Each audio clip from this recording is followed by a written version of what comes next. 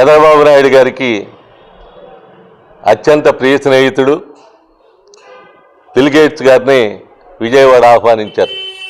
జరిగిన 4 సమ్మిట్లు జరిగిన ఎంఓయు ఏ ఒక్క కంపెనీ కుదుర్చుకోవాలా. ఇది దురదృష్టకరమైనటువంటి పరిణామం. మెమొరాండమ్ ఆఫ్ అండర్స్టాండింగు ఏ ఒక్క కంపెనీ కూడా కుదుర్చుకున్నటువంటి దాఖలాలు లేవు.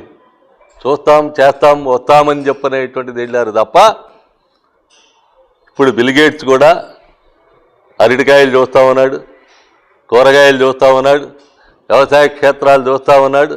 అంటే ఇక సాఫ్ట్వేర్కి ఏఐకి భవిష్యత్తులో కాలం ఉండదేమోనని చెప్పనేటువంటి ఎక్స్పీరియన్స్తో ఉన్నాడో ఏమో తెలియదు, కానీ వ్యవసాయ క్షేత్రాల మీద పడ్డాడు.